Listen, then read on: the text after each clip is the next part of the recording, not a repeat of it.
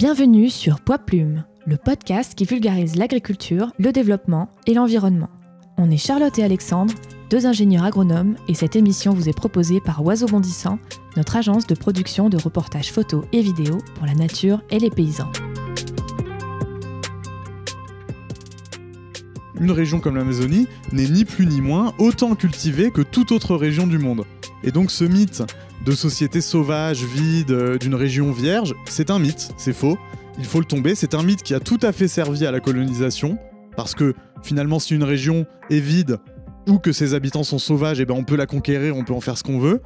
Et je tiens à dire aussi que cette vision, on peut l'étendre à l'ensemble du monde tropical qui a été mal considéré, qui est mal considéré encore par les forces occidentales. Il s'agit vraiment de renverser cette vision et de prendre conscience aussi d'une chose, c'est que si la diversité biologique, elle est principalement détenue dans les pays du Sud, et que la richesse économique, elle est principalement détenue dans les pays du Nord, eh bien, il y a quelque chose à faire ensemble. C'est là où le commerce équitable prend tout son sens.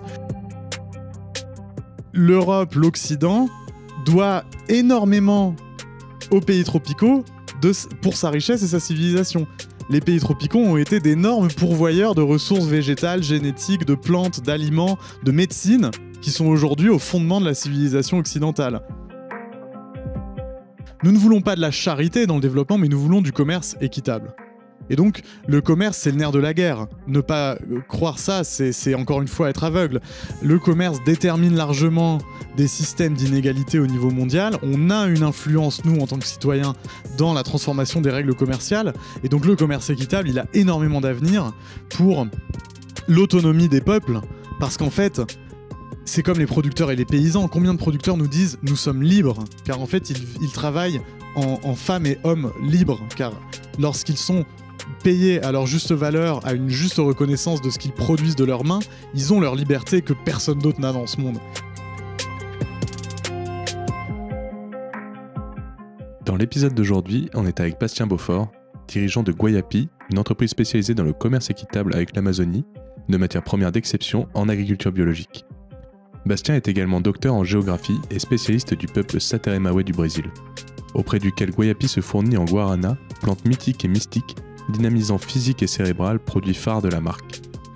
Nous abordons l'histoire de l'entreprise fondée par sa mère, Claudie Ravel, il y a plus de 30 ans, et le partenariat alors tissé avec les Sateremawé, peuple guerrier et commerçant qui n'a jamais été colonisé et qui protège son territoire et ses traditions à l'aide du commerce équitable. Bastien nous fait un résumé de la présence indigène en Amazonie au cours de l'histoire et en profite pour détruire les mythes du bon sauvage et de la forêt vierge pour dévoiler l'immense richesse patrimoniale et culturelle des peuples amazoniens. Il nous parle aussi de la colonisation et de la mondialisation des plantes et fait le lien entre la recherche, le développement et l'action entrepreneuriale. Enfin, on aborde les opportunités offertes par l'entrepreneuriat pour faire du développement sans argent public et le rôle capital que le consommateur peut jouer pour des échanges globaux plus justes. Bastien nous a accueillis dans le magnifique showroom de Guayapi, rue de Charenton, à Paris, durant la quinzaine du commerce équitable pour cette interview passionnante.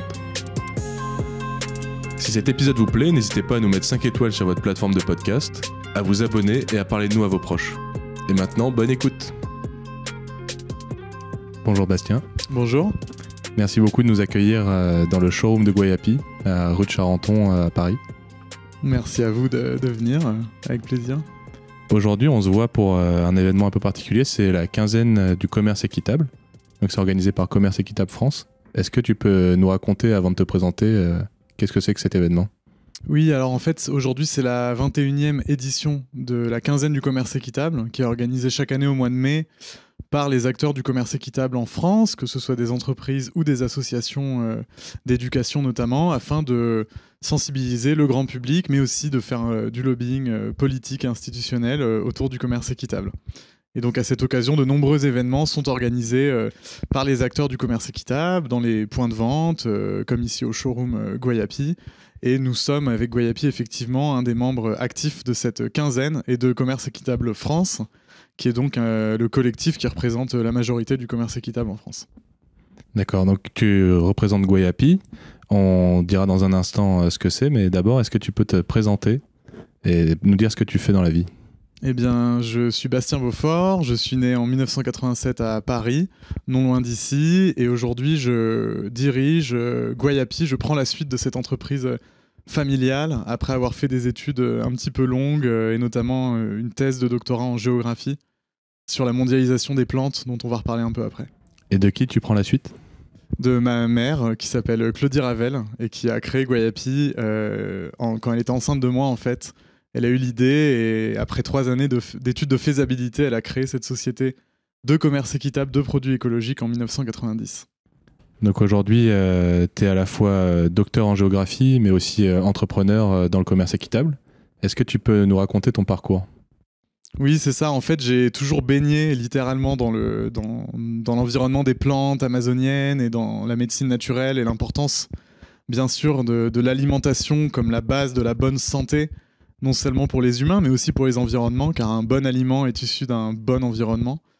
Et donc j'ai grandi dans toute cette philosophie. J'ai aussi eu la chance de voyager donc avec ma mère et mon père aussi, mais dans toutes ces contrées où Guayapi travaille, donc notamment en Amazonie et au Sri Lanka, très jeune. Donc ça, c'est sûr que ça m'a marqué. Après, j'ai eu plusieurs prises de conscience, rencontres assez déterminantes, qui ont fait qu'assez jeune, notamment au lycée, il me semble, j'ai été assez déterminé et je savais que je souhaitais faire du commerce équitable et transformer les règles économiques du monde actuel, car déjà à l'époque, en fait, j'étais révolté contre les inégalités et aussi la destruction des écosystèmes. Et c'est vrai que pour ça, Claudie, ma mère, et Guayapi et l'équipe qui l'a entourée a été assez pionnier avec une prise de conscience très précoce des enjeux qui sont maintenant partagés, bien heureusement, par tout le monde, du changement climatique, des inégalités. Et donc, voilà, après des études de commerce, en fait, j'ai d'abord fait des études de commerce et d'administration. Puis je me suis spécialisé en master en sciences sociales, sociologie, anthropologie à l'Institut des hautes études de l'Amérique latine. Et en fait, ce master s'est transformé en thèse de doctorat en géographie, qui était la matière, la discipline la plus à même de vraiment étudier ce qui m'intéressait, c'est-à-dire les rapports entre les sociétés humaines et leurs environnements, leurs territoires, leurs sociétés. Et en fait, cette thèse de doctorat est un outil redoutable pour m'attaquer à une entreprise aussi complexe que Guayapi, parce que c'est vrai que travailler en commerce équitable avec des plantes de cueillette sauvage issues d'écosystèmes comme l'Amazonie, c'est très complexe. Et il faut avoir des vraies compétences à la fois juridiques parce qu'il y a des réelles barrières, des obstacles à la commercialisation, peut-être parfois politiques aussi, en Europe notamment. Hein. Et ensuite, bien sûr, cette proposition radicale de payer des prix bien plus élevés aux producteurs, aux organisations de producteurs pour ces plantes, les valoriser selon des outils de terroir, avec Slow Food par exemple, on va en reparler, permet en fait d'avoir cette approche de terroir, de valorisation éco-gastronomique, écologique gastronomique de ces plantes. Et bien sûr, on va en parler aussi avec cette approche de participer à régénérer les écosystèmes, en fait. Hein. Donc, la foresterie analogue, c'est une méthode qu'on utilise dans la certification de nos plantes pour, à l'origine, replanter, reconstituer des écosystèmes en forêt d'origine, en fait. Tu l'as déjà un peu dit, tu baignais dans un environnement très propice et tu as été un peu révolté parce que tu voyais du commerce comme il était fait en dehors de Guayapi. Qu'est-ce qui t'a vraiment attiré vers tes études, ton métier ? Est-ce que c'est des rencontres ou est-ce que c'est très personnel ? C'est un peu de tout ça en même temps parce que, en fait, je me rappelle déjà d'une part quand j'étais au lycée, donc c'était il y a une quinzaine d'années, et ensuite dans mon école de commerce, dans mes études supérieures, je me souviens que tout ce qui était agriculture biologique et valorisation de produits de terroir des Suds était considéré, et sans doute particulièrement dans une école de commerce, comme quelque chose de complètement soit has-been, soit complètement irréaliste. Et ça m'avait vraiment révolté. C'était une considération très mauvaise de ce qui n'était pas occidental, de tradition non européenne déjà. Et ensuite, surtout, moi j'avais vraiment la conviction, le sentiment profond que l'agriculture biologique n'était pas non plus seulement quelque chose de uniquement militant. Il y avait une réelle vérité scientifique qui était de dire, en fait, si on détruit nos écosystèmes, si nous détruisons les forêts, les sols, si nous détruisons les micro-habitats des animaux, etc., comment allons-nous nourrir l'humanité et comment allons-nous nous nourrir d'une manière correcte, en fait. Et donc, voilà, il y avait cette réflexion déjà à l'origine. Après, il y a eu des rencontres, et notamment, pendant mes études, ces mêmes études, j'ai fait un échange universitaire au Pérou. Et ce voyage m'a vraiment transformé parce que c'était presque initiatique, c'est-à-dire qu'en fait le Pérou est composé à 2/3 de forêt amazonienne, où j'ai été longtemps dans le cadre de ce voyage. J'étudiais à l'université, j'avais un projet aussi pour une ONG française en Amazonie péruvienne auprès du peuple des Indiens Shipibo, qui sont par ailleurs un peuple qui est maître dans l'art de tout ce qui est plantes visionnaires, de plantes aromatiques, donc qui ont un rapport au végétal extrêmement complexe, assez sacré, et qui m'a en fait ouvert un monde autre, qui était une vision complètement non occidentale, non cartésienne, je dirais aussi, du monde, où il y a une vérité essentielle qui est celle qu'en fait, nous sommes reliés, les humains, nous autres humains, à tout ce qui nous entoure, les végétaux, les forêts, les animaux, les rochers, les rivières, par la même chose en fait, ce fil qu'on appelle la vie, et qui était un peu cassé dans cette philosophie occidentale qu'on apprend depuis petit, d'après laquelle il y a la culture qui est le monopole des humains, et le reste, c'est un espèce de tableau de fond qu'on appelle la nature. Et en fait, comme l'a très bien montré un anthropologue comme Philippe Descola, un disciple de Lévi-Strauss, cette cassure est d'une certaine manière à l'origine de cette rupture donc épistémologique entre les humains et le reste du monde. Et surtout, ça je l'ai un petit peu montré, même plus qu'un petit peu dans ma thèse, c'est aussi une philosophie qui permet finalement de voir la nature comme en fait un espèce de vivier d'une ressource qu'on peut soit protéger, soit exploiter. Et en fait, cette dualité entre préserver et exploiter, elle est fausse, parce que ce qu'on voit en fait dans les philosophies notamment amazoniennes, ou alors dans des pratiques comme la foresterie analogue, c'est que les forêts peuvent être plantées par les humains, que les animaux ou les plantes, elles ont des formes de conscience, de décision, d'âme, comme les humains.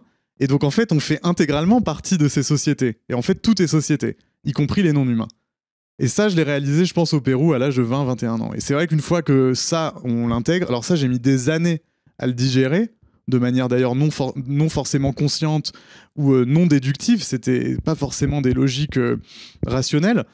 Une fois qu'on intègre ça, tout change. Une fois qu'on intègre cette réalité complètement essentielle de dire, voilà, on respire et cet oxygène a été nécessairement produit par un végétal et une plante quelque part sur cette terre.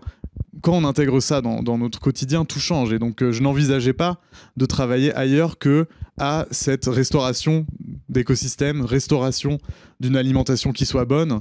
Et ça passe notamment par des échanges plus équitables. On l'a bien compris, t'as un lien très fort avec la nature, et notamment avec ce voyage au Pérou, avec la nature et on va le voir avec les peuples amazoniens. Donc Guayapi travaille essentiellement avec ces populations autochtones d'Amazonie. Et avant de décrire vraiment précisément quelles sont les activités de Guayapi, est-ce que tu peux nous faire un résumé rapide de la présence indienne en Amazonie ?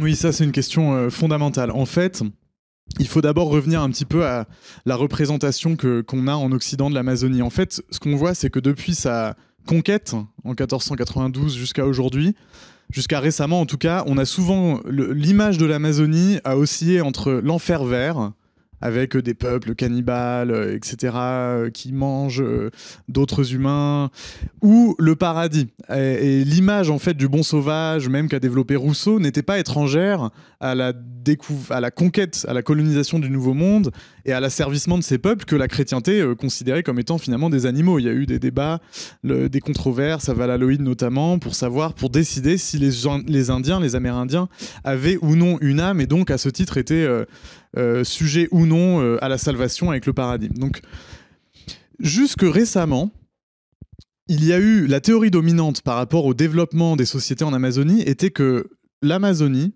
au fond, comme toutes les forêts, était un frein à la culture et au développement.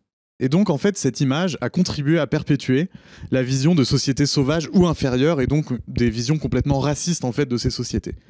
Or, que se passe-t-il depuis une trentaine d'années ? On a des chercheurs, notamment en fait des archéologues, qui ont réuni en Amazonie, notamment brésilienne, mais aussi dans d'autres pays d'Amazonie, en Équateur, au Pérou, des équipes interdisciplinaires qui, en croisant l'archéobotanique, donc en fait l'étude des phytolithes, des restes végétaux qu'on peut dater au carbone 14 notamment, des linguistes de langue amérindienne qui ont montré par exemple l'occurrence à une échelle continentale. Il faut rappeler que l'Amazonie, c'est une superficie de 7 millions de kilomètres carrés.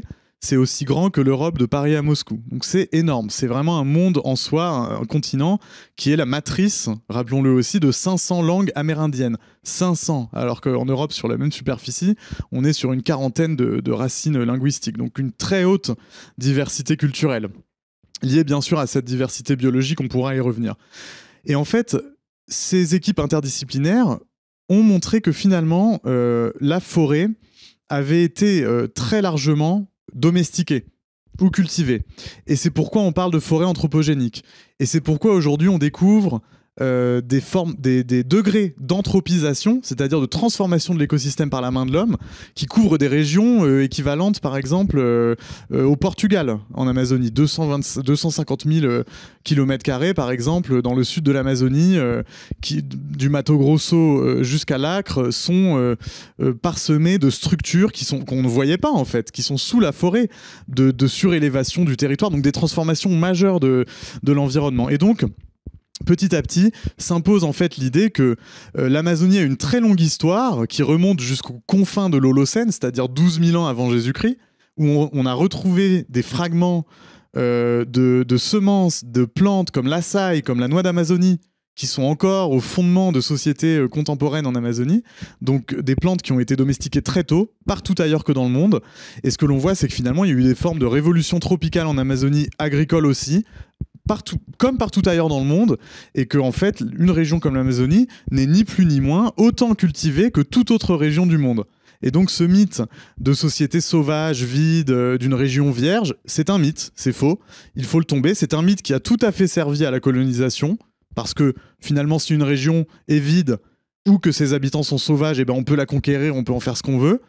Et je tiens à dire aussi que cette vision, on peut l'étendre à l'ensemble du monde tropical qui a été mal considéré, qui est mal considéré encore par les forces occidentales. Il s'agit vraiment de renverser cette vision et de prendre conscience aussi d'une chose, c'est que si la diversité biologique, elle est principalement détenue dans les pays du Sud, et que la richesse économique, elle est principalement détenue dans les pays du Nord, eh bien, il y a quelque chose à faire ensemble. C'est là où le commerce équitable prend tout son sens, et qu'aussi on a des dispositifs, on pourra peut-être en reparler, comme la Convention sur la diversité biologique, le protocole de Nagoya sur le partage des avantages, qui visent à essayer de partager les bénéfices tirés de la biodiversité. Parce qu'on y reviendra après aussi, c'était le but de ma thèse. L'Europe, l'Occident, doit énormément aux pays tropicaux pour sa richesse et sa civilisation.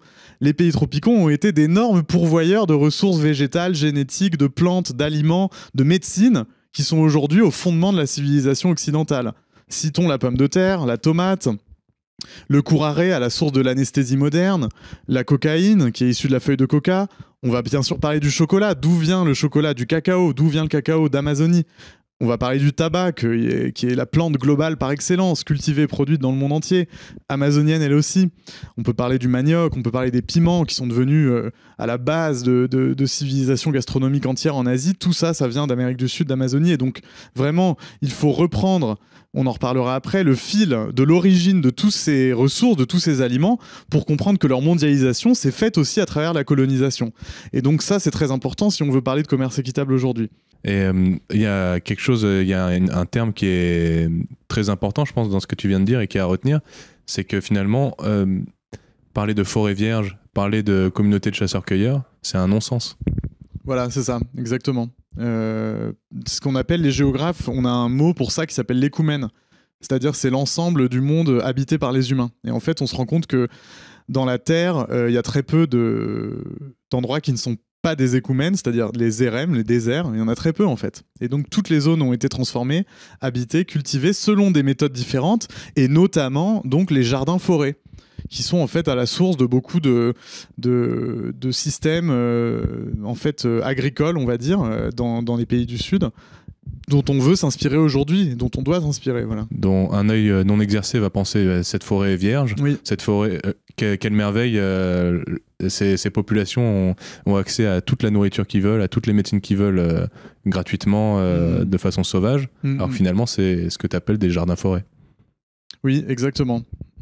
Donc toute l'Amazonie est finalement, comme tu le disais, depuis l'Holocène, cultivée par les hommes, mais d'une façon non occidentale, c'est-à-dire qu'ils ne délimitent pas les parcelles, ils choisissent de planter un arbre ici et peut-être dans 15 ans ils reviendront pour en chercher les fruits, ce genre de choses.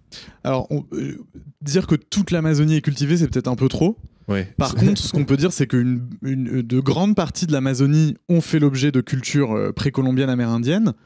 On estime d'ailleurs, en étudiant un petit peu les usages des sols, et notamment en fait les sols enrichis en carbone, donc ce qu'on appelle les terres noires anthropogéniques, qui sont à la base en fait de l'agriculture sur brûlis amazonienne. On a estimé que la région était peuplée peut-être de plus ou moins 10 millions d'Amérindiens en 1492, au moment de la conquête, ce qui fait que d'ailleurs, il y avait peut-être un couvert végétal moins important qu'aujourd'hui. Mais ce qui est clair, c'est que, on va pas rentrer dans ces détails, mais on peut trouver dans le système des terres indigènes actuelles, qui sont des terres collectives, des systèmes justement non privés d'usage de la terre, qui sont très intéressants, comme toutes les populations autochtones dans le monde. Mais ce qu'on sait aussi, c'est que si on regarde un petit peu comment étaient organisées finalement les villes amazoniennes à l'époque précolombienne, ça aujourd'hui il y a des archéologues qui le démontrent, eh bien c'est des enseignements qui peuvent être très riches pour le futur de l'aménagement du territoire, parce qu'on était sur des systèmes beaucoup plus soutenables complètement que l'usage actuel malheureusement du territoire amazonien qui, s'il continue comme ça, est voué à sa complète destruction. Maintenant, le fondement de Guayapi, donc Guayapi qui est une entreprise, c'est le commerce équitable. Est-ce que tu peux nous raconter quels sont les produits, quels sont vos produits phares, votre philosophie et ce que vous faites? Alors en fait, le projet de Guayapi, effectivement, c'est de valoriser des plantes issues de leur terre d'origine, avec cette notion de terroir très française, mais d'aller le chercher dans le monde entier. Donc on travaille notamment en Amazonie, brésilienne, notamment avec les Indiens Sateremawe, mais aussi l'Amazonie péruvienne et au Paraguay. Et on travaille aussi au Sri Lanka, qui est d'ailleurs la source de la méthode de la foresterie analogue et de ces produits de jardin-forêt qui sont des standards en fait de certification et des méthodes de restauration d'écosystèmes.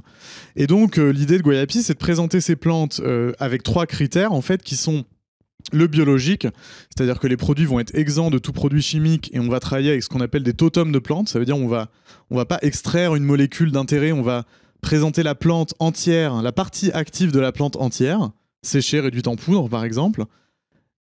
Le deuxième critère, c'est le commerce équitable, c'est-à-dire travailler main dans la main avec des productrices, des producteurs, des organisations de producteurs, avec voilà, un ensemble de critères. Hein. Il y a une loi sur le commerce équitable aujourd'hui qui a 6 critères, donc le prix juste, les projets de développement, la traçabilité et la transparence de la filière notamment.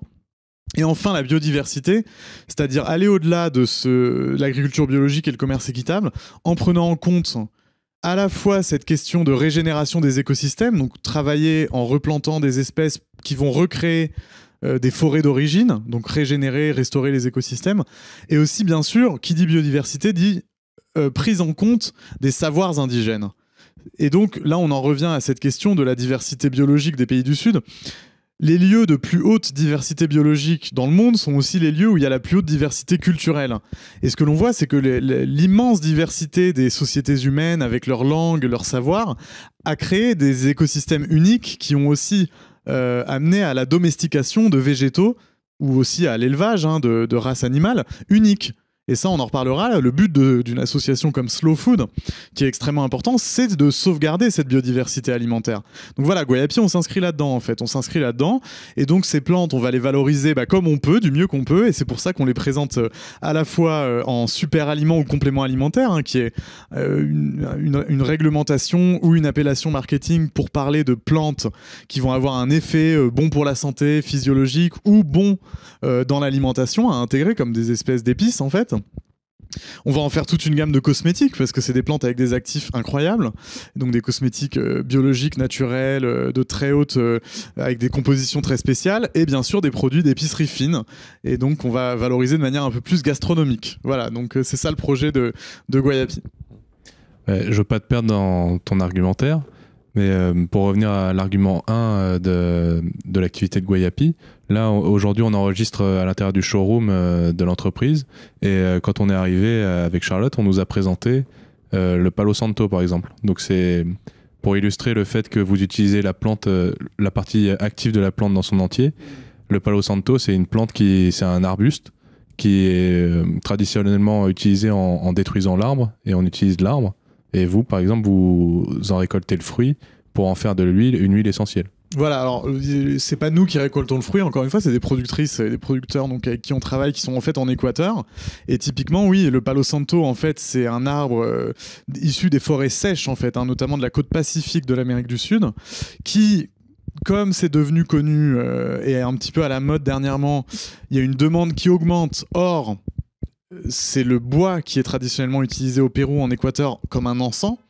Alors en fait, là-bas sur place, en théorie, c'est uniquement le bois issu des arbres morts qui est utilisé. Donc ça c'est bien, mais va se poser le même problème s'il y a une augmentation de la demande et que le produit est pas cher, eh bien on va avoir potentiellement des destructions. Et donc c'est pour ça qu'on a rencontré en fait des producteurs qui eux sont à Loja, donc c'est en Amazonie équatorienne, dans le piémont amazonien d'Équateur, qui ont des bois de forêt en fait de Palo Santo préservés depuis des générations, et eux ils en distillent l'huile essentielle à partir du fruit.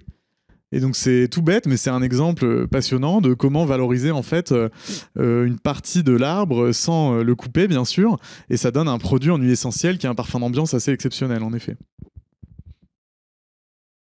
Vous êtes connu et vous communiquez beaucoup sur le guarana, ou la guarana. Alors en Europe, on parle de la guarana, mais traditionnellement au Brésil, on parle do guarana, donc du guarana. D'accord. Est-ce que, et surtout, vous travaillez avec une population dont tu as déjà parlé, qui s'appelle les Indiens Sateremawe du Brésil. Est-ce que tu peux nous parler d'une part de votre collaboration, mais et aussi de quel est ce produit assez mystérieux qu'est le guarana? Oui, en fait, nous, on travaille avec le Warana, qui est l'appellation d'origine. Warana, Wara, ça signifie la connaissance. Warana, le principe, les débuts de la connaissance. Chez ces Indiens, cette plante est sacrée. Ils disent être les fils du Warana, et ils boivent le Warana, comme nous on l'a fait avant cette interview, avec une intention pour travailler, pour avoir les belles paroles, pour qu'il n'y ait pas de conflit, pour avoir des réunions positives, prendre des décisions importantes politiques. Pour les Indiens Sateremawe, le Warana est un conseil, c'est le membre le plus ancien de leur tribu, d'ailleurs dans le mythe donc oral qui est raconté de génération en génération de la naissance du Warana. Le premier Indien Sateremawe est né de cette plante en fait, qui elle-même est née d'un œil qui a été enterré, donc il y a une espèce de consubstantialité entre justement les végétaux, les animaux à l'origine des temps, et donc on est dans une philosophie animiste, justement, typiquement amazonienne, qui est l'opposé symétrique du naturalisme que j'ai évoqué un peu plus tôt. Là, il n'y a pas de coupure entre la nature et la culture. Le Warana et les Indiens Sateremawe font partie de cette culture en partage avec les habitants de la forêt et des animaux, etc. Et donc, cette introduction pour dire qu'aujourd'hui, tout le monde connaît le guarana, sous la forme notamment d'un soda qui est vendu dans 170 pays, qui a repris le nom de la plante alors même qu'il n'en contient qu'un extrait dosé à 0,2% dans le produit final, qui a beaucoup de sucre, qui est vraiment mauvais pour la santé par ailleurs, que je vous déconseille complètement. Et en fait, ce soda vendu dans 170 pays fait que, même au Brésil par exemple, tout le monde connaît le guarana, et le Brésil s'enorgueillit de faire de cette boisson la boisson nationale. Voilà, et d'ailleurs même dans les années 1920, il y avait beaucoup de publicité pour faire de ce soda, qui à l'époque était un peu plus simple, moins chimique aussi, un espèce de vin de table des Brésiliens. Il y avait même cette volonté gastronomique. Mais en fait, très peu de gens savent qu'à l'origine du guarana, il y a le Warana avec le W, parce qu'en fait, donc parenthèse, c'est les Portugais, lorsqu'ils ont conquis l'Amazonie, qui n'avaient pas le son W dans l'alphabet, qui ont déformé le nom Warana en Guarana, qui ne veut rien dire en fait. Et donc très peu de gens savent qu'à l'origine, il y a aussi ce peuple, Sateremawe, qui est connu dans les livres, dans l'histoire comme le peuple Maoé, qui en fait historiquement vivait dans l'interfluve de deux affluents de l'Amazone qui s'appellent le Madeira et le Tapajós, donc on est vraiment en pleine Amazonie centrale. Il y avait là un certain nombre de peuples qui étaient regroupés dans une espèce de grande nation qu'on appelait la Mundurucania, du nom d'un peuple qui est à côté, qui s'appelle les Munduruku. Et donc dedans, il y avait les Maoé, il y avait les Satere, Andiras, Et en fait, suite à la colonisation, et notamment une énorme révolte qui s'appelle la Cabanagem, au début en 1835, de 1835 à 1840, qui a complètement recomposé la région parce qu'il y a eu beaucoup presque des ethnocides avec des peuples qui ont été éliminés. C'est une révolution qui a été matée en fait par des factions armées du Brésil naissant en fait. Et si vous voulez, les Sateremawe sont issus de ça. Et c'est aussi à ce moment-là, au 19e siècle, que pour la première fois, des populations non amérindiennes commencent à cultiver du guarana dans différentes parties de l'Amazonie. Et donc, c'est pas l'industrialisation, mais c'est le début de la diffusion du guarana en dehors de sa matrice socio-écologique, de son terroir, de son peuple qui historiquement l'avait cultivé. Et au XXe siècle, ensuite, on va avoir effectivement l'arrivée de l'industrie, des boissons. Le guarana va être planté ailleurs, dans la Bahia, en dehors de l'Amazonie, et on retrouve donc le phénomène de massification suite à la colonisation que j'ai montré aussi dans mon doctorat. Et j'imagine aussi que ce guarana qui a été cultivé un petit peu de façon industrielle pour les boissons gazeuses, etc., il a été très fortement sélectionné, non ? Oui, tout à fait. On est sur un modèle de sélection avec des semences hybrides et surtout donc voilà, avec des clones en fait, qui sont sélectionnés dans l'Embrapa, qui est l'agence d'agronomie brésilienne. Et donc on est sur un modèle plutôt bien sûr demandeur en intrants chimiques, en divers pesticides et produits phytosanitaires, parce que le guarana effectivement est sensible à différents champignons notamment, surtout quand il est en monoculture, quand il n'est pas en forêt, comme ça se fait traditionnellement. Et donc on est sur un modèle aussi avec des très bas prix, avec un produit qui n'a aucun intérêt au niveau gastronomique, parce qu'en fait les graines vont être complètement grillées, ce qui va enlever tous les principes actifs, puis ensuite on va en faire un extrait, donc aucun intérêt, alors qu'effectivement, on pourra en reparler, traditionnellement il y a tout un process qui en fait un produit très noble en fait.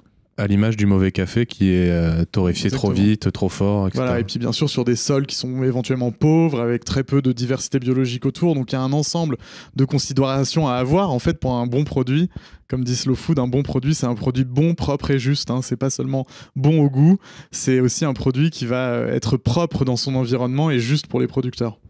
Donc tu viens de nous décrire d'où viennent les Sateremawe, quel est l'usage plus ou moins du guarana, mais est-ce que tu peux nous dire concrètement ce que c'est ? Ah oui, en fait, le guarana, c'est un puissant dynamisant physique, intellectuel, non excitant, dans les bons guaranas, en fait. Donc, on est sur une boisson froide.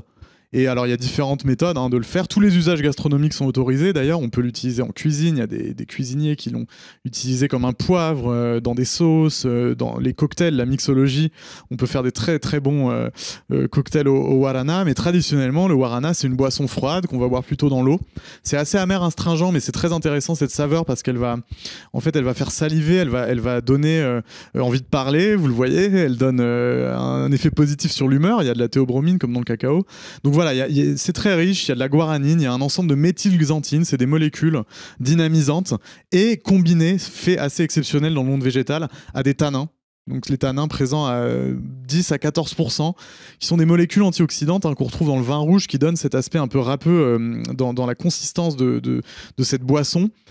Ces tannins vont permettre au corps d'assimiler lentement le principe actif, ce qui fait que le guarana, le principe de la connaissance, qu'on appelle nous méthylxanthine dans notre langage, ça va être diffusé d'une manière lente dans l'organisme, donc pas d'effet d'excitation.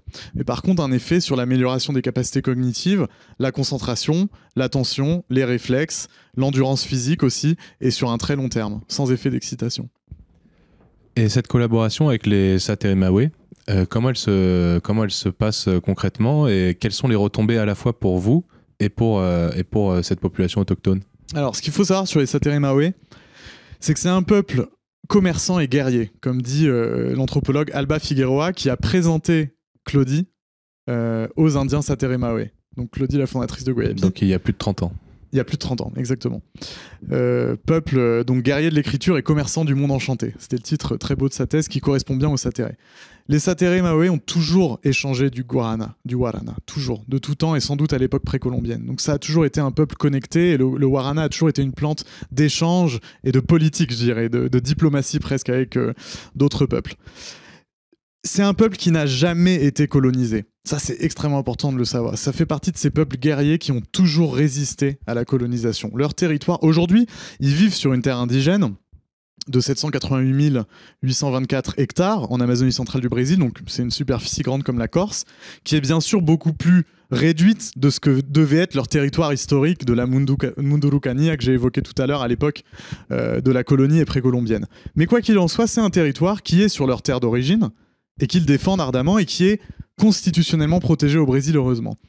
Et donc, je ne vais pas revenir sur l'ensemble de leur résistance amérindienne, mais important de comprendre que c'est une société amérindienne qui n'a jamais été colonisée et qui donc, ça c'est important parce que ça signifie qu'ils ont toujours défendu le sanctuaire écologique et culturel du Warana sauvage, comme ils le disent dans leur langue. Le Warana Satere Gaapiat, j'ai plus le nom parce que je ne parle pas cette langue, mais ils ont une formule très belle dans leur langue qui signifie ça, le sanctuaire culturel écologique du Warana sauvage. Et en fait, dans les années 1980, il y a eu beaucoup de mouvements sociaux amérindiens au Brésil demandant la démarcation des terres. Et la terre indigène Andiramara ou des Indiens Sateremawe a été la première terre indigène délimitée au Brésil et homologuée comme telle en 1986. Suite à cela, les Indiens Sateremawe ont aussi débouté une demande de Total, Elf Aquitaine à l'époque, qui voulait faire de la prospection pétrolière. Ils les ont déboutés au niveau international, ils sont allés à la justice et ils ont obtenu gain de cause. Grâce à fort de cette victoire, ils ont créé le Conseil général des tribus Sateremawe en 1987, dont le but était et toujours de défendre l'autonomie politique, territoriale et culturelle de ce peuple. C'est comme le gouvernement Sateremawe. Donc en fait, le rapport a commencé comme ça. Le Conseil général des tribus Sateremawe avait la vision de ce projet Warana en disant « Le Warana est notre culture, c'est l'origine de toute connaissance, nous sommes issus du Warana et nous allons vendre ce Warana sur les marchés du commerce équitable à un prix juste afin d'en faire un outil de développement sociétal, territorial et de protection écologique de notre peuple. » Et donc, en 2008, afin de renforcer l'outil économique du commerce équitable au service de la politique d'autonomie de ce peuple, a été créé le consortium des producteurs Sateremawe, qui regroupe aujourd'hui donc 350 familles de productrices et producteurs, qui représentent environ 2000 personnes, avec qui donc Guayapi nous travaillons en commerce équitable et nous menons donc nous écrivons notamment des contrats de partenariat annuels parce que c'est une relation de long terme où nous nous engageons sur des quantités, pas seulement le Warana mais d'autres produits de la forêt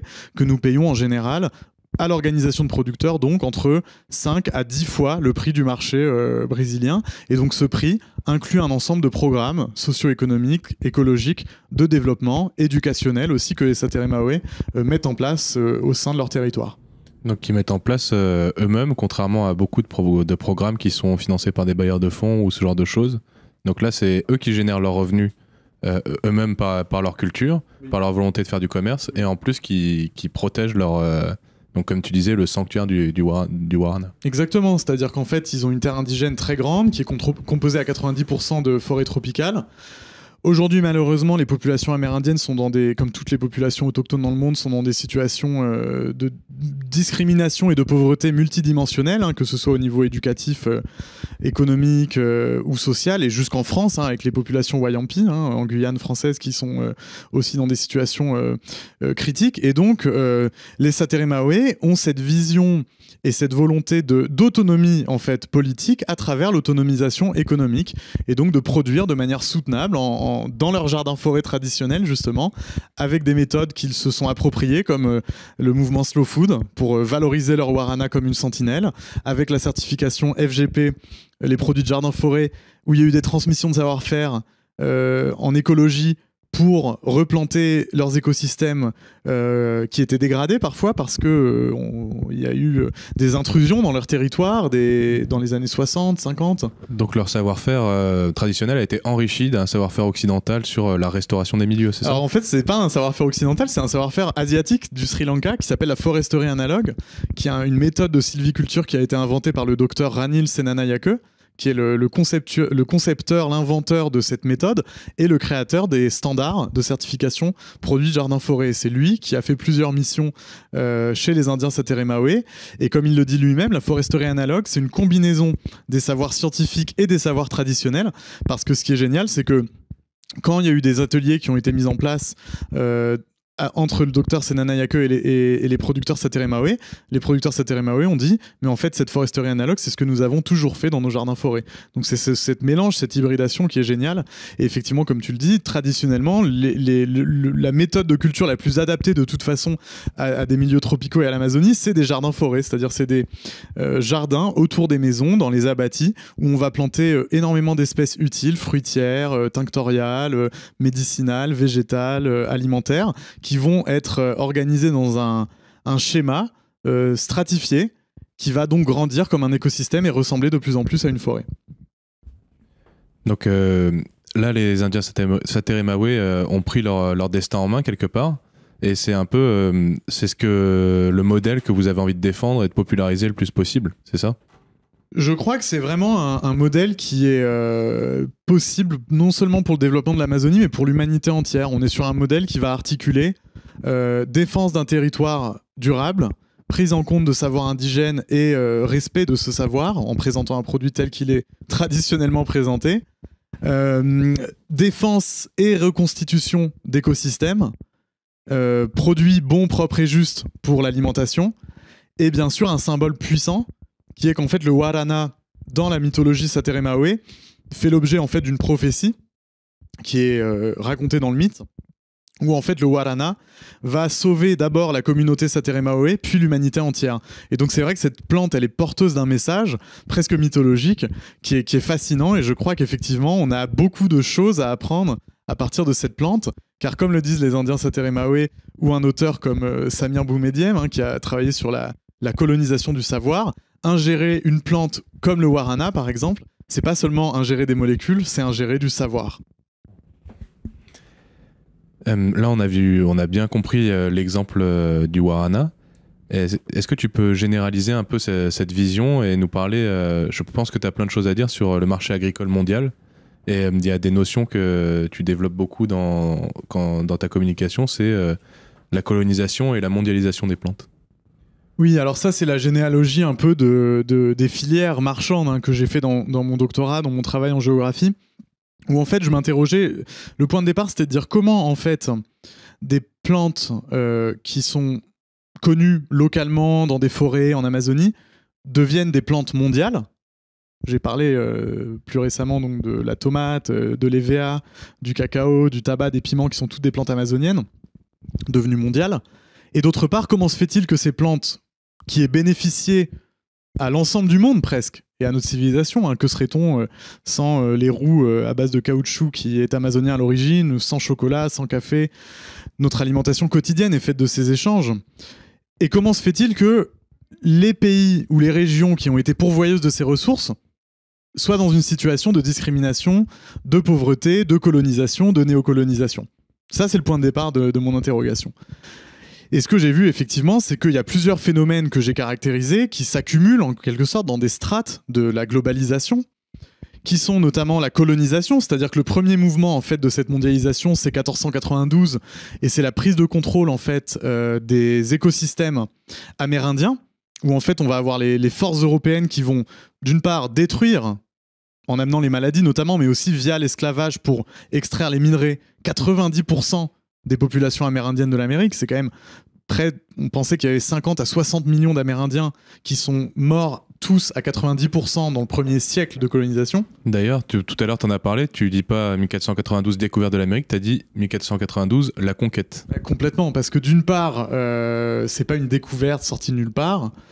Il y a beaucoup d'éléments qui laissent à penser qu'en réalité, il y avait une terre américaine qui était reconnue, vaguement connue, cartographiée. On sait que des Vikings sont allés même en Terre-Neuve. Donc voilà, ce sera passionnant. L'avenir nous le dira de travailler sur les échanges potentiels pré-colombiens, d'une part. Et il semblerait que la royauté de Castille, qui a financé les expéditions de colons, s'en rendait compte aussi. Et d'autre part, parce qu'il s'agit d'une conquête et d'une colonisation brutale qui a amené un génocide. Donc faut pas parler de découverte. Non, ça c'est une vision complètement romantisée du gentil explorateur qui a appris aux sauvages indiens qu'est-ce que c'était la civilisation. C'est une conquête, c'est la destruction de sociétés amérindiennes, et ça c'est le XVIe siècle. Et il faut le comprendre, c'est à la base de la mondialisation, parce qu'en fait, comme je le disais, c'est les minerais qui sont extraits. Puis au XVIIe siècle, sur la base de cette destruction de sociétés amérindiennes, il y a un énorme mouvement extractiviste qui se met en place, non pas seulement sur les minerais, mais sur tous les végétaux. le bois Brésil qui est extrait de toutes les côtes brésiliennes, le cacao qui est extrait tel quel des forêts et des anciens jardins forêts précolombiens en Amérique centrale, en Équateur, au Venezuela et dans toute l'Amazonie brésilienne actuellement, mais aussi des plantes très recherchées contre les fièvres en Europe qui sévissaient, la malaria, avec notamment le quina ou le quinquina, qui est donc l'ancêtre en fait de la chloroquine notamment, qui était très recherché pour les fièvres, le guarana à l'époque bien sûr, des onguents comme le copaïba par exemple. On va avoir aussi une recherche très forte de la salse-pareille, qui est une plante très présente en Amazonie parce que la syphilis faisait rage à l'époque en Europe. Bien sûr, la feuille de coca qui devient interdite, la prohibition de la feuille de coca devient un instrument de contrôle des sociétés andines, surtout le Pérou ancien, donc sur tout l'axe andin de la Bolivie à l'équateur actuel. On va avoir et bien sûr le maté aussi au Paraguay, qui fait l'objet en fait qu'on appelle l'or vert des jésuites, car alors au Paraguay, qui était un pays extrêmement riche, berceau de la civilisation Tupi-Guarani, les jésuites les réduisent, on appelait ça les réductions, les Indiens Tupi-Guarani dans des réductions, dans des villages où ils les font produire cet or vert qui est utilisé comme un impôt, et toutes ces ressources sont bien sûr exportées. Donc dans des premières filières marchandes globales en Castille, et en fait c'est là que Marx, c'est assez juste, voyait l'accumulation primitive du capital, parce qu'en réalité cet argent il va pas vraiment être accumulé dans la Castille, en Espagne ou au Portugal, il va être drainé vers les pays en fait d'Europe du Nord plutôt, qui vont être les premières à voir la révolution industrielle advenir. Et là, on voit ces enchaînements. On voit ces enchaînements entre ces ressources d'Amérique latine, conquises, colonisées, l'accumulation primitive de capital en Europe du Sud qui est drainée vers les pays d'Europe du Nord et qui amèneront donc à ces révolutions industrielles qui seront à la source de la massification, qui est le deuxième strate que j'ai étudié, qui s'accumule. Ça ne veut pas dire que la colonisation est finie. Ça veut dire que la colonisation continue, mais les filières marchandes globales opèrent avec une nouvelle méthode qui est la massification. Et un autre de vos chevaux de bataille, c'est la libération des plantes pour combattre la monoculture. Donc tu nous en as fait l'exemple avec le guarana tout à l'heure. Donc d'un côté les jardins forêts, de l'autre la monoculture sous perfusion d'engrais. Est-ce que tu peux développer cette idée ? Tout à fait. En fait, pour parler de la monoculture, c'est bien que tu en parles parce qu'en fait c'est l'outil central de la méthode de la massification. Ce que j'appelle la massification, en fait, c'est un mouvement où à partir du 18e, 19e siècle notamment, on va planter différentes ressources végétales, notamment le café, le caoutchouc, le cacao, en monoculture, le thé, en détruisant des écosystèmes. Et ça, c'est la monoculture. La monoculture, elle peut être définie comme la mise en culture d'un végétal exotique à l'aide d'une main-d'œuvre étrangère. Car alors, quand on détruit les écosystèmes de jardins-forêts pour y mettre une monoculture de n'importe quel végétal, thé, café, cacao, eh bien ce ne sont pas les populations traditionnelles autochtones qui vont en bénéficier. Et donc on ramène des populations esclaves afrodescendantes pour le cacao dans la Bahia au Brésil au XVIIIe siècle. On ramène des populations tamoules, indiennes au Sri Lanka pour le thé au XIXe siècle. Le café qui va être en fait cultivé à la fin du XIXe siècle dans le sud du Brésil en détruisant la forêt atlantique, ça va être les immigrants italiens. Ou des esclaves aussi dans les empires européens esclavagistes en Afrique de l'Ouest, où va être planté le cacao. Tous ces phénomènes de massification amènent les monocultures, dont nous sommes les héritiers. Et le commerce équitable est prisonnier encore de ces fondements. C'est pour ça que chez Guayapi, nous essayons de porter une vision sur des produits non issus de colonisation, qui ont été marginalisés, qui ont été oubliés. Parce que finalement, ce qui se passe avec ces grands développements de monoculture, de toutes ces denrées alimentaires qui deviennent massives, le cacao, le chocolat, enfin oui, le cacao qui donne le chocolat, le tabac qui donne la cigarette, le caoutchouc produit massivement, le thé, le café, etc. On arrive à la monoculture, et il faut bien comprendre une chose, c'est qu'aujourd'hui, en Europe, il est quasiment impossible de commercialiser une plante qui n'était pas consommée de manière significative avant 1997. Parce qu'elle tombe sous un règlement qui n'est pas du tout adapté aux plantes traditionnelles, et il y en a des milliers des plantes traditionnelles, qui s'appelle le règlement des nouveaux aliments, qui est en fait complètement adapté aux molécules, on va dire, soit de synthèse, c'est-à-dire créées in vitro à partir d'éléments, et donc ça c'est la chimie de synthèse, soit des molécules isolées, soit des nouveaux aliments au sens d'aliments transgéniques faisant l'objet de transgénèse, etc. Et donc Guayapi a notamment été en procès pendant plusieurs années. Donc c'est Claudie qui est la fondatrice et dirigeante, qui est allée sur les bancs des tribunaux pour libérer une plante comme la stevia, sous prétexte qu'on n'avait pas assez de recul, alors même qu'elle était consommée depuis des siècles, notamment au Paraguay.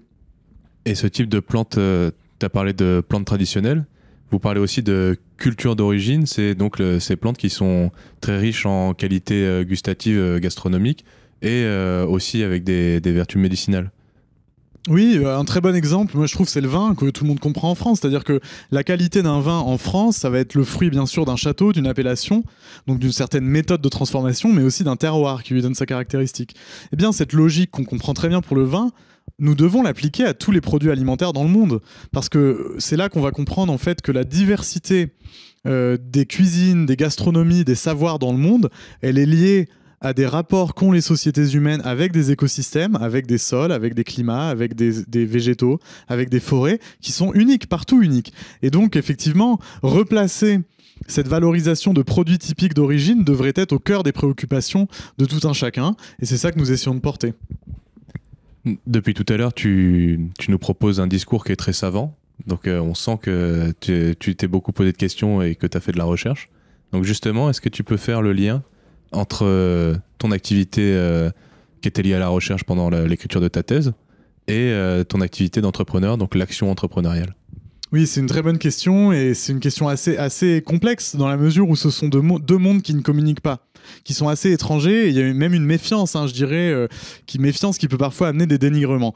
Moi, quand j'ai fait ma thèse, j'avais beaucoup même des professeurs qui étaient dans mon jury de thèse, qui avaient vraiment une très mauvaise appréciation de l'entreprise commerciale Guayapi, et au lieu de voir ça comme une richesse, comme ça peut être dans d'autres cultures, notamment anglo-saxonnes, elles ont d'autres défauts, mais par exemple, je pense qu'aux États-Unis ou en Angleterre, on valorise plutôt cette espèce d'hybridité ou cette transdisciplinarité que peut amener la vision entrepreneuriale et la vision de recherche. En France, c'est très mal vu. Et à l'inverse, le monde entrepreneurial a une mauvaise vision du monde universitaire, qu'il considère être hors sol parfois, beaucoup trop théorique. Mais en même temps, le monde économique aurait fort besoin d'avoir cette assise un petit peu théorique pour comprendre d'où ils viennent. Parce qu'une entreprise aujourd'hui qui commercialise du chocolat, à l'occasion de cette quinzaine du commerce équitable, devrait être consciente que le cacao est issu de monoculture esclavagiste. S'il n'en est pas conscient, ça veut dire qu'il a les yeux à moitié fermés. Et en même temps, je suis d'accord avec le fait que certaines recherches peuvent être complètement hors sujet, hors sol, et ne pas servir les sociétés. Et donc, pour moi, ça a été une force, en fait, parce que sans la vision entrepreneuriale, je n'aurais pas eu accès à un certain nombre de données. Et en même temps, sans la vision de recherche aujourd'hui, je n'aurais pas cet engagement, je pense, pour Guayapi. Donc pour moi, c'était toujours une évidence, ça a été un jeu d'équilibriste pendant ma thèse, et en plus, il faut ajouter que je suis très engagé dans différentes associations et mouvements, ce qui me donne une troisième casquette, qui n'a pas été toujours bien perçue, alors que je trouve que pour moi, c'est complémentaire, et c'est important de s'engager en tant que citoyen, mais c'est vrai qu'on vit dans des systèmes, comme le dit Edgar Morin, très compartimentés, et malheureusement, dès qu'on s'attache à faire de la transdisciplinarité, c'est plutôt mal vu, et par exemple, c'est stupéfiant, mais dans ma thèse, le dernier chapitre, le 10e chapitre de ma troisième partie, donc le dernier chapitre de ma thèse, est une aventure un petit peu plus anthropologique sur le lien philosophique, même cosmologique, métaphysique qu'entretiennent les Sateré-Maoé avec le Warana. Il n'a pas été relu par mes orientateurs de recherche sous prétexte qu'étant géographe, je n'avais pas à m'aventurer là-dessus. C'est scandaleux parce qu'en fait, comme l'a dit un autre professeur qui lui officie aux États-Unis, donc je pense d'une manière beaucoup plus ouverte, interdisciplinaire et transdisciplinaire, ajouter une composante anthropologique à la question économique, mais c'est fondamental. C'est pour ça que Guayapi, d'ailleurs, on s'entoure systématiquement de scientifiques, que ce soit des sociologues, des anthropologues ou des botanistes, pour comprendre cette approche qu'on doit avoir envers les écosystèmes et les populations autochtones qu'on écoute en fait. Et il faut se rendre compte que le discours que tu tiens là sur monde de la recherche, monde de l'entrepreneuriat, il est très actuel parce que tu as soutenu ta thèse en 2017. Donc oui. C'est hier en fait. C'était hier, ouais, ça me paraît loin, mais c'était hier.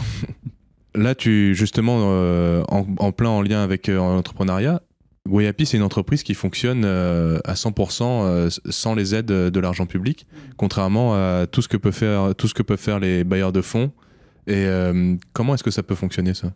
Faire du développement sans dépendre de l'argent public. Alors, ce qui est intéressant aujourd'hui, c'est que justement, le commerce équitable démontre qu'en fait, il est un outil de développement durable qui peut amener aussi une transition écologique et qui peut se substituer à l'argent public. Et donc, c'est un formidable moteur d'économie, au double sens, hein, d'économie durable, pour toute la société, en fait. Et qui amène une responsabilité que je trouve très intéressante aux citoyens.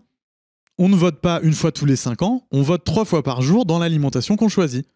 L'alimentation qu'on choisit dessine la société et le monde qu'on veut. Il faut prendre conscience de ça. Ne pas en avoir conscience, c'est être un amputé politiquement. Vous voyez ? Et donc, ce qui est intéressant, c'est que on peut complètement critiquer et déconstruire le développement comme un mythe occidental, pour reprendre une formule du politiste Gilbert Rist. Et en fait, c'est vrai, parce que le développement a créé énormément de relations de dépendance en voulant transposer des modèles occidentaux à l'ensemble des pays du monde. Et on voit que ça marche pas comme ça, car ce qu'on sait, en fait, c'est que le développement, il est multilinéaire. Il est parfois cyclique, il peut être probabiliste, mais en aucun cas il est linéaire. En fait, cette vision du progrès vers un mieux, c'est une vision complètement chrétienne. Hein, c'est la chrétienté qui a amené cette idée qu'il y avait un point A et un point B qui serait le paradis, et que ça c'est linéaire. Si on va voir un peu dans d'autres philosophies, on est dans des logiques beaucoup plus cycliques. Les philosophies orientales, bien sûr, qui ont amené le zéro en mathématiques, ou les philosophies, par exemple, animistes, qui sont multifacétiques dans cette idée un petit peu de tout le monde a une vie, et donc les humains font partie de cette philosophie. Donc, il s'agit en fait de déconstruire cette vision de développement, de reprendre un peu le slogan connu des pays de la conférence de Bandung, qui est souvent citée dans le milieu du commerce équitable de 1955. C'était les pays non alignés, en fait, qui refusaient de choisir entre, d'un côté, le développement nord-américain capitaliste et de l'autre, le développement de l'URSS communiste, et qui disaient « Nous ne voulons pas de la charité dans le développement, mais nous voulons du commerce équitable ». Et donc, le commerce, c'est le nerf de la guerre. Ne pas croire ça, c'est encore une fois être aveugle. Le commerce détermine largement des systèmes d'inégalité au niveau mondial. On a une influence, nous, en tant que citoyens, dans la transformation des règles commerciales. Et donc, le commerce équitable, il a énormément d'avenir pour l'autonomie des peuples. Parce qu'en fait, c'est comme les producteurs et les paysans. Combien de producteurs nous disent « nous sommes libres » ? Car en fait, ils travaillent en femmes et hommes libres. Car lorsqu'ils sont payés à leur juste valeur, à une juste reconnaissance de ce qu'ils produisent de leurs mains, ils ont leur liberté que personne d'autre n'a dans ce monde. C'est cette liberté que peut amener l'autonomie économique. Et l'autonomie économique, c'est la base de l'économie politique, c'est évident ça. C'est évident. Donc voilà, je sais pas si c'est très clair, je suis allé un peu loin aussi, mais ce que je veux dire, c'est que ce qui est intéressant, c'est qu'il faut... il y a cette idée d'autonomie, en fait, voilà, de self-reliance en anglais, on parle, qui est issue même des théories de Gandhi, on parlait, j'ai plus exactement les mots en tête, mais c'est cette idée d'autonomie qui est fondamentale. L'autonomie et la liberté par son propre travail. Oui, d'une certaine manière, et aussi ça, c'est vrai que je suis tout à fait d'accord sur le fait que j'ai énormément de chance, et donc je souscris tout à fait à l'idée que quand on fait de sa passion son travail, on ne travaille jamais un jour de sa vie. Moi, c'est vrai que j'ai l'impression de faire ça. C'est une énorme chance, mais encore faut-il créer les conditions économiques et commerciales pour pouvoir en vivre dignement. Et malheureusement, c'est pas le cas aujourd'hui. Et donc, il y a quelque chose à changer là-dedans. Tu l'as cité plusieurs fois durant notre entretien. Vous faites partie du mouvement Slow Food. Et aussi, j'aimerais que tu développes le concept de sentinelle du goût. Bien, le mouvement Slow Food, c'est un mouvement tout à fait visionnaire qui a été créé par un grand homme qui s'appelle Monsieur Carlo Petrini, qui est un sociologue et critique gastronomique italien, qui en 1986 est allé avec des pâtes, des penne faits à la maison, distribués sur une place, la Plaza España de Rome, où était créé le premier McDonald's, en protestation à la fast-food, comme étant un système avilissant, transformant les sociétés humaines en machines, dans un rythme rapide qui détruisait les gastronomies traditionnelles. Ça, c'était l'intuition de départ qui était assez géniale et qui s'est développée en 30 ans en un mouvement mondial qui est présent dans 170 pays, qui implique près d'1 million de personnes, 100 000 membres, 7 000 communautés de la nourriture, des populations autochtones, des pêcheurs, des éleveurs, des productrices, des paysans, des universitaires, des cuisiniers. Et donc, c'est un mouvement qui va en fait se baser sur une vision holistique de la science gastronomique, qui est issue en fait d'un auteur français qui est assez peu connu finalement, qui s'appelle Jean-Anthelme Brillat-Savarin, qu'on considère comme le père de la gastronomie moderne. Ce dernier, il a défini la gastronomie comme une science holistique qui mobilise en fait différentes disciplines, comme l'étude des sols, le climat, la biologie, l'agronomie, mais aussi bien sûr la cuisine, la science politique, l'économie politique. Et en fait, cette vision de la gastronomie comme un ensemble qui meut tous les acteurs de la chaîne de l'alimentation pour créer donc les aliments est au cœur de cette vision de slow food qui va essayer d'impliquer, de sensibiliser le maximum de personnes, comme je le disais, à la nourriture bonne, propre et juste. Donc bonne pour le goût, propre pour l'environnement et juste pour les producteurs. Et d'ailleurs, les consommateurs, c'est un mot qu'on n'aime pas, on parle de coproducteurs dans cette idée que dans les choix de consommation, notamment d'alimentation, qui est le premier poste des émissions de gaz à effet de serre, c'est 40% des émissions de gaz à effet de serre, beaucoup plus que les transports, beaucoup plus que l'informatique, beaucoup plus que tout en fait. Donc si on veut changer le monde, on peut commencer par ce qu'on a dans son assiette. Et donc Slow Food, effectivement, a mis en place un certain nombre d'outils qui sont des outils de sauvegarde de la biodiversité alimentaire. L'un de ces outils, c'est la carte que vous voyez ici, c'est l'Arche du goût. L'Arche du goût, c'est un catalogue au niveau mondial des espèces en voie d'extinction, des aliments, par exemple, ou des races animales ou des espèces végétales. Il y en a 5000. Et les sentinelles, il y en a 500 dans le monde. C'est vraiment des programmes de relance d'aliments qui étaient potentiellement en voie d'extinction. Et donc le Warana, ça a été une des premières sentinelles de slow food au niveau international en 2001. Pourquoi ? Parce que 80% de la production de guarana, elle est intensive en dehors de l'Amazonie, dans la Bahia, avec des semences hybrides. Et donc, potentiellement, le Guarana Sateremaoe aurait pu être oublié, détruit, laissé à l'abandon, parce que si l'agro-industrie avait pris le pas, si elle avait envahi la terre indigène avec ses semences hybrides, le Warana sauvage aurait disparu. Donc la sentinelle du Warana, l'idée c'était de protéger ce Warana tel qu'il est cultivé et transformé traditionnellement par les Sateremaoe, et donc il a obtenu une dénomination d'origine l'année dernière, qui est l'équivalent d'une appellation d'origine contrôlée, en fait, qui est un outil d'une indication géographique qui permet de protéger un aliment en voie d'extinction. Enfin, potentiellement en voie d'extinction, qui du coup est protégé et relancé.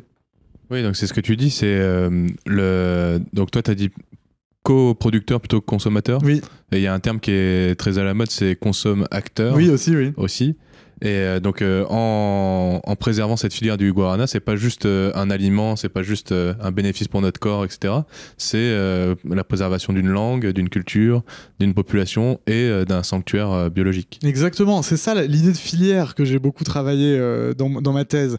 La filière, c'est cette idée qu'en prenant des objets, des choses ou alors un aliment, qui sont plus que des choses bien sûr, de notre quotidien, on peut commencer à dérouler le fil qui va nous entraîner dans l'économie politique des échanges internationaux, dans l'histoire de la colonisation, dans la massification et la destruction des écosystèmes, et éventuellement qui va nous amener à un territoire d'origine, une culture et un savoir. Et c'est ça qui est passionnant, et c'est ça qui fait que quand on ingère un aliment, on dessine un monde, on va choisir de soutenir telle société ou plutôt que telle autre, et donc on peut avoir un impact positif, et c'est pour ça d'ailleurs que le meilleur moyen de protéger des écosystèmes et des sociétés, c'est de valoriser et de manger leur production. Parce qu'on ne peut pas manger des sociétés, on peut manger des aliments issus de ces sociétés. Vous voyez ? Et donc, c'est pour ça qu'en fait, la gastronomie et les cuisines, les cuisiniers ont un rôle fondamental.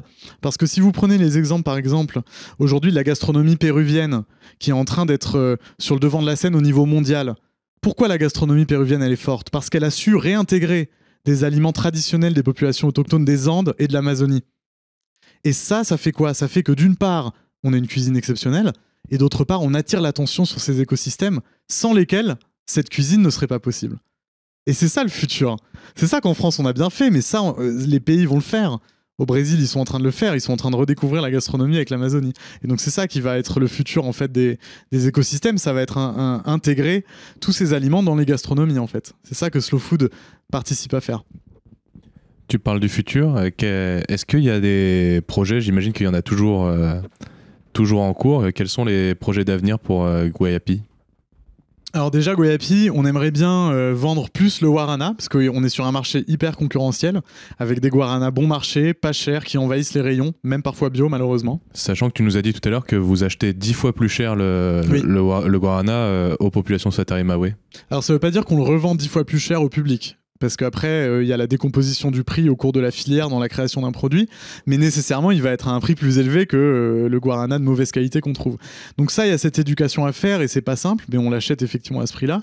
Et après, on aimerait bien, nous, en vendre plus, parce que les Sataremawe, ils ont une capacité de production estimée à 10 tonnes, et aujourd'hui, ils en vendent avec Guayapi, et ils ont un autre partenaire commercial en Italie, une coopérative de commerce équitable, ils en vendent la moitié à peu près. Donc il y a plus de potentiel. Ensuite, dans les projets, on aimerait bien diversifier les productions de la forêt Sataremawe. Aujourd'hui, on a réussi, on importe à peu près une douzaine de plantes. Le bois bandé Mirapuama, l'urucum, la griffe du chat qui est un stimulant du système immunitaire, le tatouage Genipapo qui fait des tatouages éphémères, des matières premières cosmétiques comme le copaiba, l'andiroba, etc. Donc on aimerait bien continuer à diversifier ces produits. Et après, ouais, on a plein d'autres projets en effet. Ouais. Maintenant, on passe à la rubrique auquel répondent tous les invités du podcast. Oui. Donc, est-ce que tu aurais un message aux jeunes qui veulent se lancer ? Donc, pour toi, c'est à la fois se lancer dans le monde du commerce équitable, mais aussi peut-être faire une thèse et ce genre de choses. Eh bien oui, lancez-vous, chère nouvelle génération, dont on fait partie quand même, on n'est pas encore... Mais il faut, oui, croire en ses rêves, bien sûr, ne pas abandonner. Après, j'aurais envie quand même de dire, engagez-vous dans l'éthique.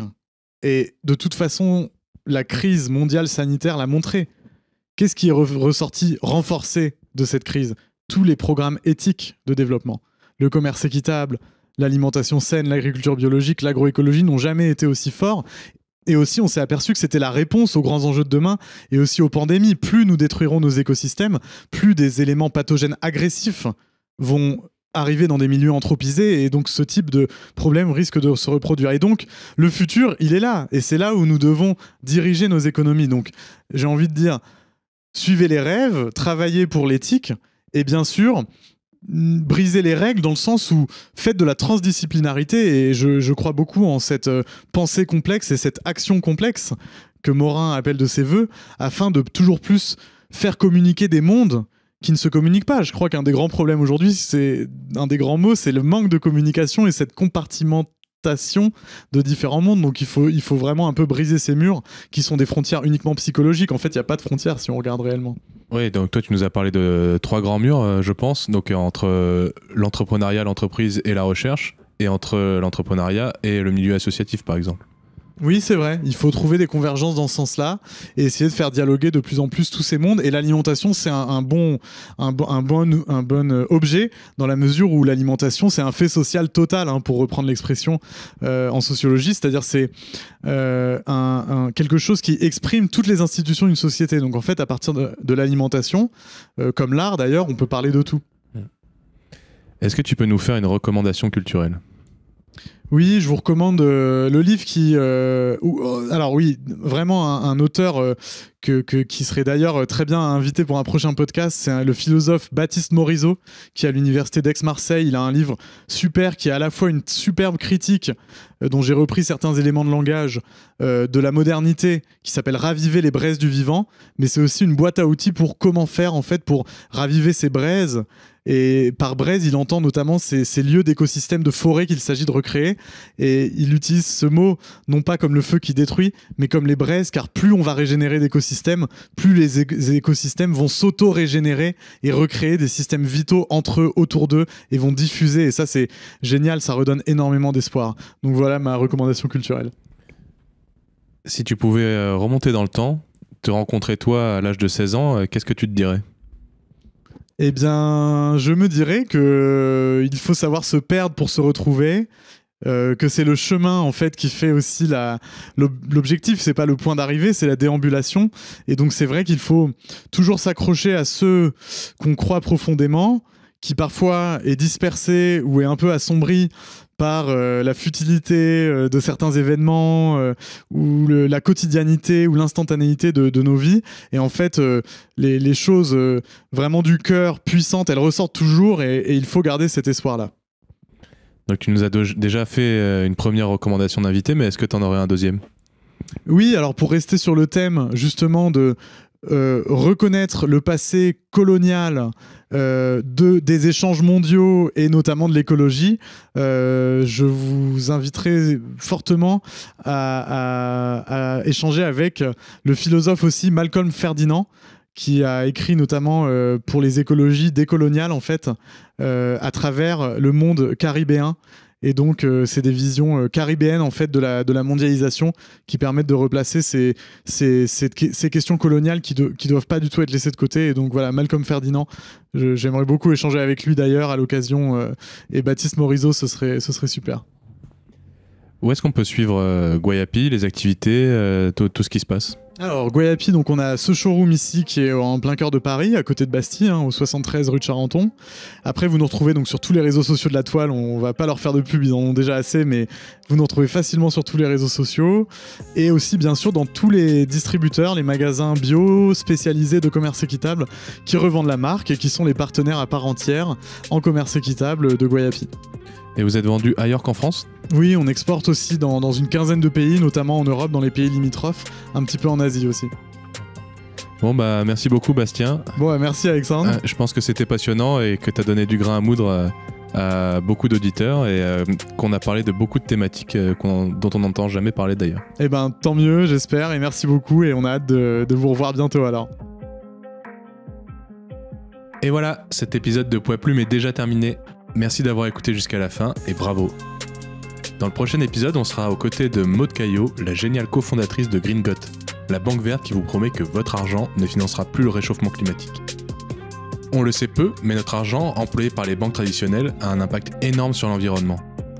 En effet, d'après Maud, ces organismes ont 80 ans de retard sur les préoccupations citoyennes actuelles et continuent à investir massivement dans les énergies fossiles et des projets polluants avec une logique de rentabilité à très court terme. A l'inverse, Green Got s'engage à investir dans des projets durables et capteurs de CO2 pour lutter contre le dérèglement climatique et tenter d'amorcer un mouvement éco-responsable dans la finance moderne. On abordera avec elle des questions en rapport avec le monde financier, qui nous semble souvent mystérieux, et on décryptera le fonctionnement opaque du système bancaire. On parlera aussi des solutions que l'on peut apporter pour lutter contre le dérèglement climatique, de comment intéresser les jeunes générations et de réussir à faire entendre son message quand on n'est pas issu du monde scientifique. En attendant, je vous invite à nous suivre sur notre compte Instagram oiseau.bondissant et Poiplume Podcast. Si l'épisode vous a plu, faites-nous un cadeau et partagez-le à 5 personnes autour de vous. Ça nous motivera vraiment à vous en proposer davantage.